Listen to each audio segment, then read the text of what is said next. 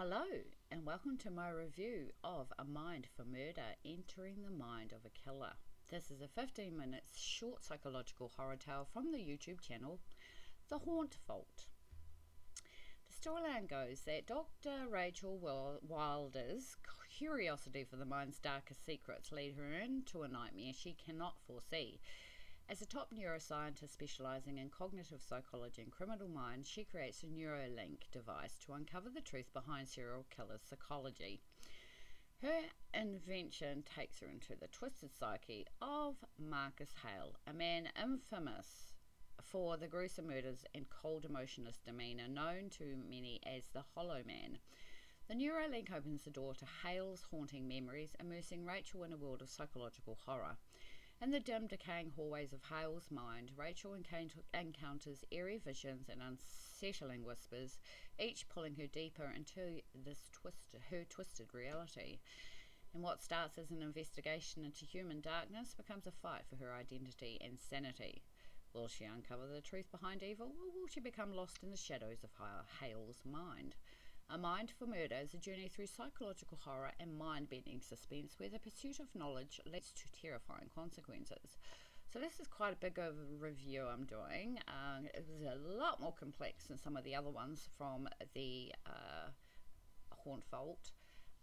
So my review is that Dr. Wilder is trying to access the darkest corners of the human mind. So she designed the NeuroLink device that will give her the ability to enter the subconscious mind of criminals. It's basically intended as a means to find out the psychopathy behind their crimes and to unravel what makes serial killers tick. Great concept, actually. It allows her to see their memories and the images of their brutal violence perpetrated upon their victims. This is a frightful way to introduce a storyline and setting up the plot. A nice feeling of dread and darkness is being intricately woven throughout the beginning in an interesting way. The Doctor is one twisted individual. This story raises an interesting question. How far will a person go to find the answers they seek? How obsessed does one have to be to risk their own lives? I was gripped from start to end, as I am sure you will be. Enter Marcus Hale, a notorious serial killer.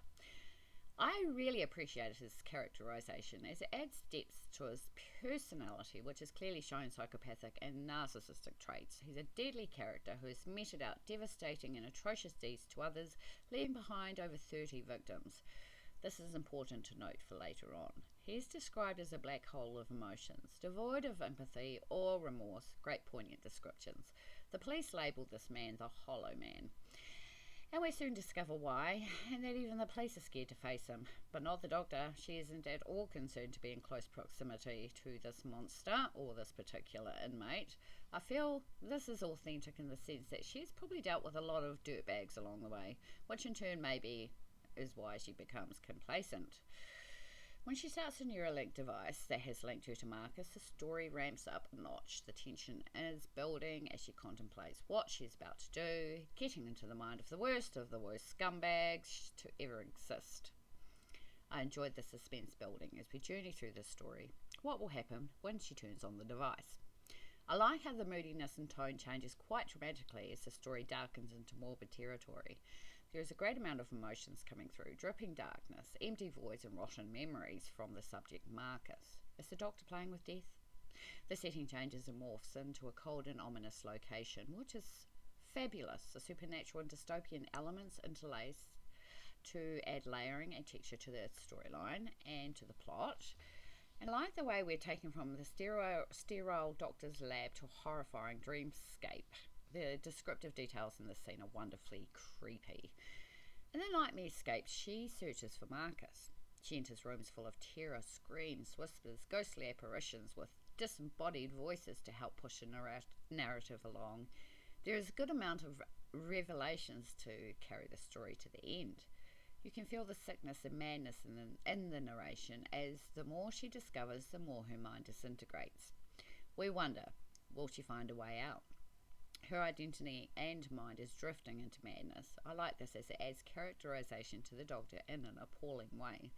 The question is, who is in whose mind? The picture images are appropriately placed and enhance the scene so we get the idea of what the Doctor is seeing and feeling. With Marcus's tormented words rebounding around inside her head, it makes the tale more compelling. This is a tragic story, and I think the point is that sometimes knowing and seeking doesn't always have a happy conclusion. In fact, when you start to play with people's minds, be warned, it might have deadly repercussions that you can't take back. When the veil slips, we discover what becomes of the doctor. When her colleague Andrew enters the room where the doctor's body is still hooked up to the device, he is about to make a fatal decision. What transpires is sure to make you wonder why people put themselves in these positions in the first place. It just seems too risky and the consequences could be deadly. The twist at the end is exceptionally well done, and I like how we left actually with a cliffhanger and left guessing what will happen to Andrew. Does the cycle repeat itself? It's a satisfying ending to this ghastly tale. Overall, I would recommend this to anyone seeking out a story that makes you think. I enjoyed how reality and nightmares blur together. The images the story provokes in my mind were devilishly interesting. And if you like what you see, please like and subscribe to this channel for more short horror tales in the future. The Haunt Vault is a very good horror. The Haunt Vault is a very good YouTube channel. It's got some 2 months worth of fantastic gripping stories with twists that you don't see coming, which is why I'm really quite gripped with this channel. So thank you, Nina Gorsuch, for suggesting this short psychological horror tale for me to review. Yes, so that has been my review of The Mind for a Killer. I hope you enjoyed it.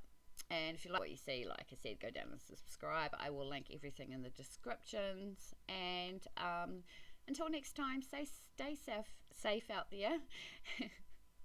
Stay safe out there, please. Yeah, bye for now.